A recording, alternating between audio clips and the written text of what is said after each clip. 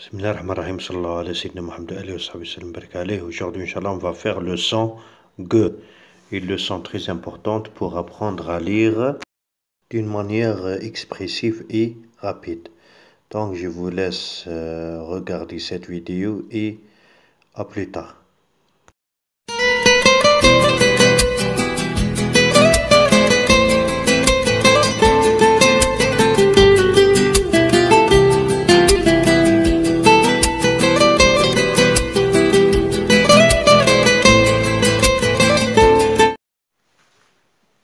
Bismillahirrahmanirrahim, sallallahu alayhi wa sallam, Muhammad alayhi wa sallam, barak alayhi. Aujourd'hui, Inch'Allah, on va faire le son G. Ça sera notre leçon d'aujourd'hui, Inch'Allah. Alors, suivez-moi, je vais lire une phrase, comme d'habitude, à travers laquelle on va identifier le son G, ici, graphique. Le goal, ou bien le gardien, reçoit une balle sur sa figure en gardant le but. Le goal, Mboulhi, le gardien, reçoit une balle sur sa figure, en gardant, comme ça, en gardant le but, Alors, on va essayer de chercher le son G. Alors, le goal, c'est le premier mot. Alors, nous avons G avec O, voilà, reçoit une balle sur sa figure. Alors, nous avons J avec U, en gardant le but.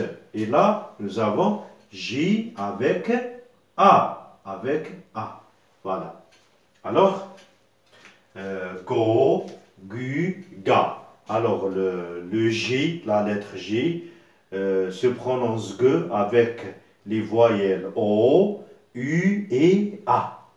D'accord? Et comme nous avons déjà vu, la lettre J se prononce je avec la lettre E, I, Y. Maintenant, on va voir la deuxième phrase. Mon grand frère joue de la guitare. Mon grand frère, Akhil Kabir, joue de la guitare. Voilà. Mon grand, regardez, nous avons la lettre J, elle est toute seule. Elle est toute seule parce que nous n'avons ni voyelle ni son. Nous avons seulement la consonne R, d'accord? Alors, frère joue, ça c'est J Jardin, alors de la guitare, regarde. J, U, I. Alors, ce n'est pas de la guitare ou bien de la guitare, non, c'est de la guitare. Alors, si on va essayer d'enlever la voyelle U, alors comment ça va se prononcer? Elle va se prononcer gitare. Alors, la lettre U est très importante. Continuons avec la dernière phrase. Georges remplit le cajou. Alors nous avons G, O, je m'excuse, ça s'écrit comme ça. Alors E et O, voilà. Alors nous avons Jo, et nous avons aussi Cajo, E avec O. Si on va essayer d'enlever la lettre E, ça va se prononcer cago, d'accord? Alors Georges remplit, voilà, le cago et ça n'a aucun sens, d'accord? Alors la lettre E est très importante pour que cette lettre-là se prononce go, d'accord?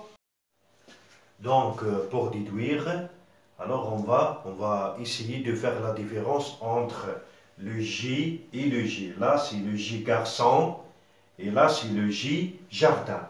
Avec le J jardin, nous n'avons aucun problème. Il se prononce toujours je.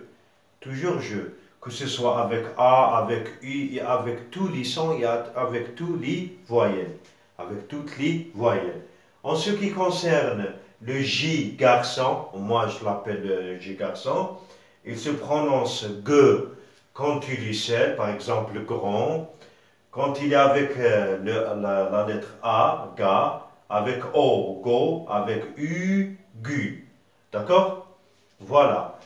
Il se prononce toujours aussi G, avec I. Mais là, on doit faire appel à la lettre U. Le U là ne se prononce pas, hein, ne se prononce pas. Il se place ici seulement pour qu'on puisse dire Guy et ce n'est pas J. Par exemple, la guitare et ce n'est pas la gita. D'accord? Dans le troisième cas, on pourrait prononcer la lettre je comme le J jardin, mais on doit ajouter la lettre E. On doit faire appel à la lettre E. Par exemple, un cajot, et ce n'est pas un cagot. Un cajot, et ce n'est pas un cajot. On pourrait aussi donner un autre exemple, par exemple le verbe manger. Le verbe manger avec nous. Avec le pronom personnel nous. Alors c'est mangeons.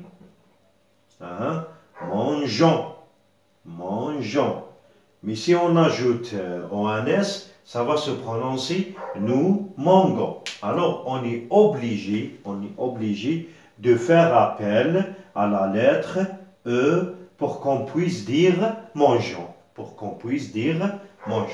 Voilà. Merci beaucoup de m'avoir suivi. C'est une lettre un peu difficile. Toutes les lettres de la langue française sont lisables, hein, on pourrait les lire tout normalement, hein, seulement et sauf les deux lettres, voilà, si et J. Alors on doit faire attention pour arriver à bien identifier et à bien lire ces lettres-là. Et à la prochaine vidéo, Inch'Allah.